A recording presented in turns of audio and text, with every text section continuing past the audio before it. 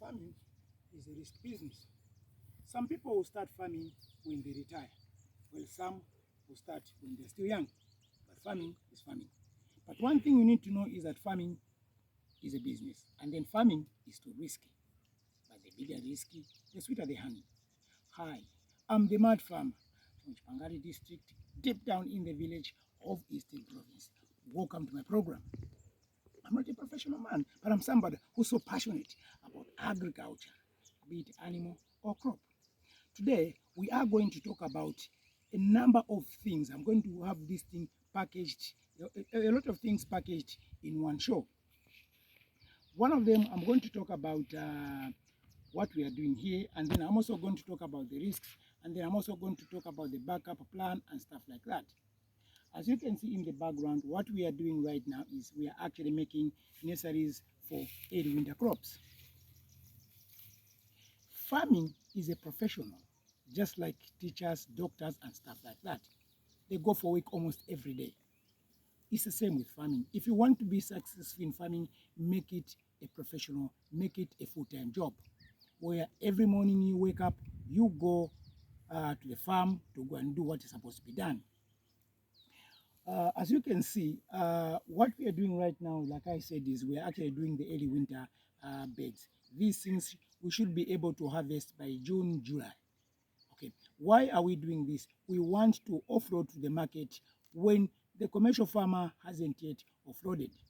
We've done a few changes. I know I've done a number of videos on how to plant onions and stuff like that. But this time around, we've done a number of changes due to the fact that with farming, every day is a class. We learn every day because every day is a class. Let me point out some of the changes we've done. For example, we had put our seed rate at 1 kg per lima, but from our experience, we discovered that we need 1.5 to 2 kgs per lima because of mortalities. Some will die, and then some will die as you are trying to transplant, and then some won't germinate. And then we also had challenges with weeds, especially in nurseries, because in nurseries you can't put weed killer. So we came up with something we are trying to see if it can work. We've got this chemical, acetachrome. This chemical is used to kill all the seeds to the weeds. Okay, meaning that once we spray, anything on top of the ground won't germinate unless everything under. Meaning that once we put our seed in the soil, we are going to spray on top, and then it will take time for the weeds to actually germinate. By the time the seeds are germinating, we would have removed our seeds from our nursery from the beds. So that's exactly what we're doing. I'll give you an example. You can bring it down. For example, these are some of the things we've done before, and then I'm not going to go through them again to explain what these lines are. Otherwise, in between these are 10 centimeters. Okay, and then this is just slightly deep. So what we've done is we have our seeds. There are so many varieties of seed, and one of them is this one. This one is Chelsea. Chelsea is an F1 seed, meaning it's hybrid. It's very good. I love the shape. The shelf life is also long. But the only challenge is F1s, the hybrids, are a bit expensive. That's why most of the time we stick to our own Hogem and the Easy Seed products. So what it is I'll give an example. Let me just see if I can open this thing. I forgot to open it in advance. Let's see. Okay.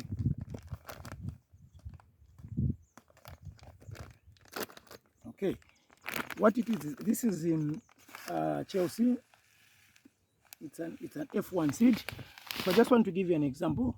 These are the seeds. Okay, what you do is you actually put them in the lines, nicely put, semi-broadcasting in a line, not too congested, because you have challenges when that time of transplanting comes, because what is going to happen is they'll be very thin. They won't have enough food because they'll actually be struggling. Okay, I'm just talking about this, the new thing we're actually trying to see if it can work out. Otherwise, the rest is the same. Okay, so now let me explain something here. So now what I was talking about is what is going to happen is we are going to carefully cover this so that no seed is exposed to the chemical that we are going to spray. So we'll do it very gently. We'll cover them lightly to make sure that every seed is buried. Every seed is buried. There are some people that plant direct, but with us, we prefer doing a nursery because we want to reduce on the mortalities. Okay. They will be covered nicely. Every seed will be covered. I've just done a demo. Every seed will be covered. Okay. We've covered all the seeds. Let's assume the whole bed is covered.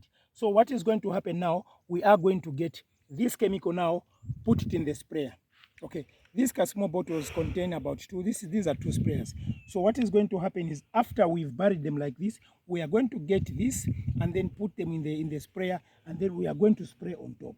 This is a weed killer. Once we spray on top, what is going to happen now is the seeds won't come out. I mean, the weeds will not going to germinate, but the onion is going to germinate. That way, we are going to reduce the pressure of actually weeding when it comes to small onions, because as you know, sometimes we don't like risking when it comes to the nurseries. So that's what we're doing. Of course, we talked about how to prepare these beds. That's why I haven't touched that, because we said make sure that the bed is well prepared. If you've got manure, make sure that you mix with the manure. Most of the people will ask if you can add compound D at this point. If you want, you can add, but with us, we prefer um, applying our D compound, the basil, that is after 7 days after germination. It works better for us. And then after that, we continue with our spray program. So that's exactly what you are seeing here, because so far we've actually planted close to 15 to 20 kgs, because there are some people we actually failed to supply the sets. So this is the time we are actually going to actually supply sets for them. It's also it's an advantage if you can plant sets in early winter, because it's faster. Sets is 90 days. It's more like a hybrid seed. It's 90 days. So it's always better when you do that. But if you want us to do the nurseries for you, we can absolutely do the nurseries for you and then send them there. And then another thing I want to talk about is the farming business itself. When you're doing farming, make sure that you always have a backup plan. Always have a backup plan. Okay, in case this seed failed, okay, what am I going to get money from? For example, onion. I've got for my onion, my backup is the potatoes that are that side. That's my backup plan. So always have something that is going to give you a backup. Okay, so in this case, we've actually planted, we've actually done nurseries for cabbage, nurseries for rape, and then nurseries for onions. I mean, for tomatoes. For tomatoes, we've actually planted 2 varieties. We've actually planted Bumper F1, and then we've also planted Delta F1. The reason why we've done so is we want hybrid seeds that will give us good quality tomatoes, you see, because from here in Eastern Province, you will discover that we usually eat tomatoes from Chongwe, of which we feel we're not doing justice to ourselves with things we can easily do. I know a hybrid is expensive. For example, this 1 kg of Chelsea, we bought it almost $280. So it becomes expensive. The tomato is expensive as well. So, but sometimes it's actually worth it. So it's very, very important to have a backup plan. In whatever you do, have a backup plan. Okay, and then on your farm, all the time, make sure that you have got a crop you are selling all the time. Here at the mud farm, of course, we had fresh maize. That was in somewhere in November, December. We had fresh maize. After that, we had tomatoes. We had another set of tomatoes. Now we are actually harvesting them. As you can see in my background, we've got fresh maize we are selling. After that, I know in next week, our Irish potatoes, the jerry, will actually be ready, will actually be harvesting. After that, we'll have another crop. So at the farm, always have something you are selling, something to put food on your table, something you can actually count on. Allow me to actually call it a backup plan as well. So those are some of the things we need to learn. Another thing we need to learn as do a research. I've noticed most of the time is I see on social media, Most people get into something without doing a research. I've seen a lot of people posting on Facebook saying, no, this is my soybeans. What am I supposed to do at this age? Come on, where were you all that time? You were supposed to do this research. Always invest in knowledge. Don't always depend on free things. Some free things may mislead you because you may end up getting things that do not fit the climate, the Zambian climate or your country's climate. Okay, so always research. I've seen a lot of people, no, I've seen this, no, I've bought this. How am I going to suppose? Come on, am I the manufacturer? No. What the best thing you can do is go to the agro dealer who sold you that, and then they will be able to explain how it works, because the manufacturer obviously has explained to the agro dealer how those things work. Because I've seen those things. Somebody will buy for their fertilizer, how do you use, but you already bought. What about if we say it doesn't work? How are you going to do it? So those are some of the things you need to do. Be ready to spend. Be ready to spend. Meaning that, like this morning, somebody sent me pictures saying, no, why does my soybeans look yellow? I asked him a question, when did you weed? He said 4 days ago. I said, yeah, that's the reason. Because those things are almost flowering. Then you expect to get good yield from that? No. At the end of the day, you'll be blaming the variety. This variety is not good. No, it's you who is bad. So let's do a research. Okay, once we tell you that we've got an online class, you pay a small amount of money. You don't want free things. And then once you are stuck somewhere there, then you start calling. Then we'll tell you, no, we actually charge for that service. So always research. It's very, very important to research. Always research. Always have a backup plan. That's that about that. And then another thing is, I'm talking about those people that are still in formal employment. Don't be too comfortable. Don't be too comfortable. Anytime your boss will come and say your contract is terminated or you've been fired, what are you going to do? You cry. Are you going to survive for the next 3 months? Very few are going to survive, especially civil servants. I've always encouraged civil servants to have Kafka Kaka farm, whereby you do your things, because I know that most of you guys, my civil servants, your pay slips are too dirty, are very, very dirty. Nkongole huku, balance fund, Shanshanu, Nkongole, all these learning institutions, they've actually gotten almost 90%. Your pay slip is dirty. Why don't you come up with something and have a backup plan? Don't wait until you retire, because by then you'll be too tired. What do you need to do?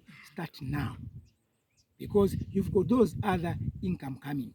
Okay, and then even if you have a disaster, what is going to happen? You are going to get from your salary and then start up all over again. But now imagine you've been given your retirement package. For argument's sake, you'll be given 10,000 your retirement package, and then you invest the whole 10,000, you put it in the soil, and then you only discover that you've got a disaster. What are you going to do about it? You die of heart attack. So those are some of the things I really wanted us to talk about. If you've got any questions, please feel free to get in touch with me on WhatsApp, especially 0977 851196, 0977 851197, or on my Facebook page, The Mad Farmer Kapwata, The Mad Farmer Kapwata. Please feel free, get in touch with me. Remember, when you write a message to me on WhatsApp or on my Facebook page, avoid greetings. If you want to greet me, you can actually greet me, hi Mad Farmer, how are you? And then go straight to the point. Because if you just say hi, it's very, very difficult for me to respond. I may not respond. I may not respond to your hi. So that's that about farming. Remember, farming is a risk business.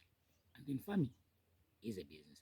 Thank you so much for actually watching my program. Bye-bye. See you next time. Everybody. Yeah, I'm sorry. Oh.